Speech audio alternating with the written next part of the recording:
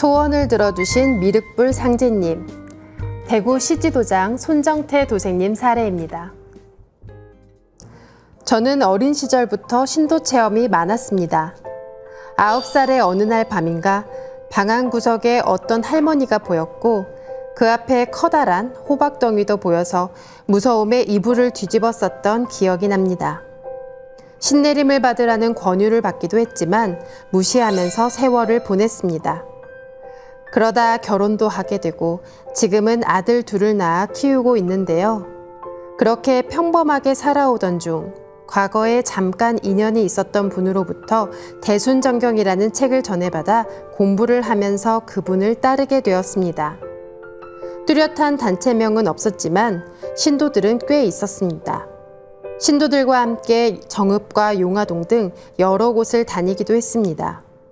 그런데 어느 날부터 갑자기 몸이 아프기 시작했습니다. 딱히 병명도 없었는데 숨을 쉴 수가 없어 죽을 것만 같았습니다. 저는 그 선생님이 다른 분을 치유했던 것을 봐왔던 터라 병을 고쳐달라고 매달렸습니다. 그래서 처음에는 낫게 해주겠다고 치성도 올렸지만 차도가 보이지 않고 더욱 심해지자 본인은 도력이 낮아 치료할 수가 없으니 병원에 가보라고 했습니다. 그러면서 그분과의 15년의 인연은 끝나게 되었습니다. 그 후 신경정신과에 다니면서 약물 주사도 많이 맞았습니다. 너무 날뛰어 주사 한 번 맞으려면 여러 사람들이 달려들어 잡고 있어야만 가능할 정도로 심각했습니다. 그러면서 여러 번의 죽을 고비도 넘겼습니다. 병원에서 퇴원하고 안방에서 거울 속 생기 없는 제 모습을 보고 있는데 이런 소리가 들려왔습니다. 너 그렇게 살아 뭐 할래? 나랑 같이 가자. 그 길로 죽을 결심해 옥상으로 올라갔는데 갑자기 아들이 올라오며 엄마 뭐해 하는 소리에 정신이 확 돌아와 같이 내려온 적도 있었습니다. 이렇게 주기적으로 오는 고통들로 인해 저는 물론 남편과 아들들까지 괴롭고 힘들게 했습니다.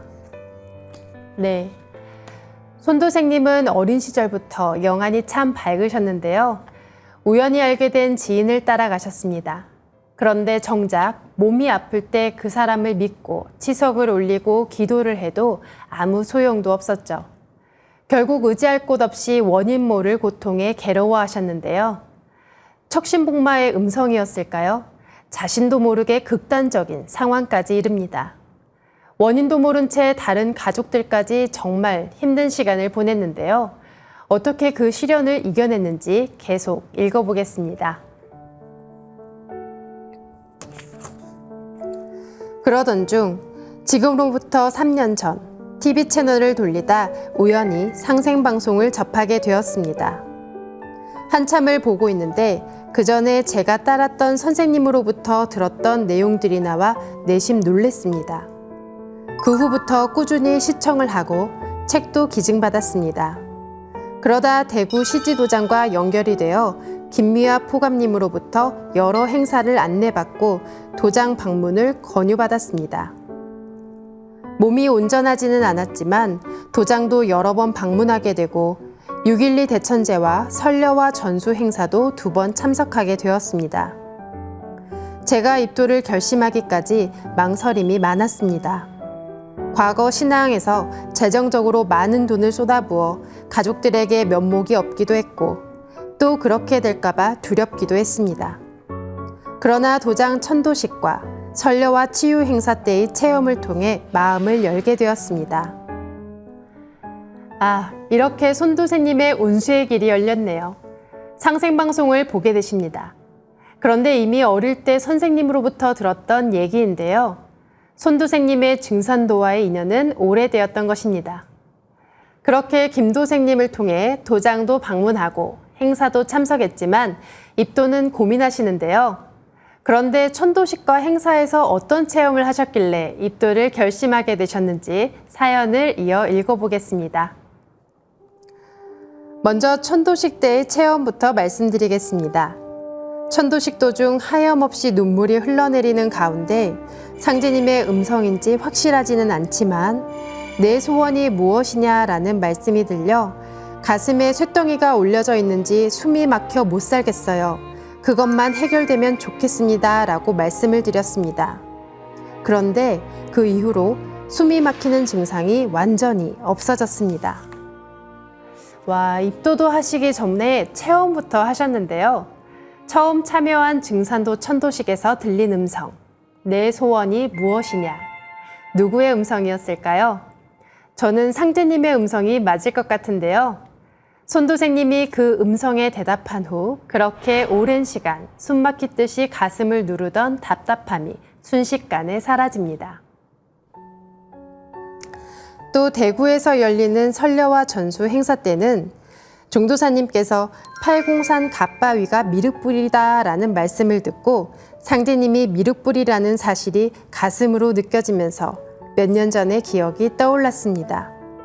상생방송을 접하고 난 후였는데 그런대로 몸이 움직일만 해서 여러 지인들과 더불어 20여일을 기약하고 함께 팔공산 갓바위에 올라가 기도를 드렸던 적이 있습니다. 15일째 되는 날 제 귀에 다른 사람들은 약사 열애불이라고 하지만 너는 미륵천존 관세음보살이라고 불러라 라는 음성이 들렸습니다. 이런 과거의 기억이 현재와 겹쳐지면서 종도사님의 말씀이 맞아떨어진다는 생각을 크게 가지게 되었습니다. 또 참석한 그날 밤 꿈에 친정어머니의 아버지가 깨끗한 옷에 좋은 차를 타고 오신 모습을 보고 저도 덩달아 기분이 좋아졌습니다. 입도를 결심하고 난 후 상제님 도를 만나기도 어렵지만 도를 닦기는 죽기보다 어렵다는 말씀이 저에게 절절히 다가옵니다. 지난 제 삶의 고통은 몸으로 맞았지만 앞으로 다가올 고비는 신앙으로, 수행으로 잘 극복할 수 있을 것이라 생각합니다. 비록 늦게 참 진리를 만났지만 제가 처한 환경에서 열심히 따라가도록 하겠습니다. 상생방송을 통해 상제님 진리를 만날 수 있도록 해주신 상제님, 태모님, 태상종도사님, 종도사님께 깊은 감사를 드립니다. 무엇보다 제가 이 자리에 있기까지 기운을 내려주신 조상님께 감사드리고 이동아 포장님과 김미아 도생님께도 감사드립니다. 네, 손도생님은 대구 설려와 행사에서는 종도사님의 말씀을 통해 상제님이 미륵불이라는 것을 알게 되는데요. 마침 과거 어느 날 대구의 명산 팔공산에서의 기억이 떠오릅니다.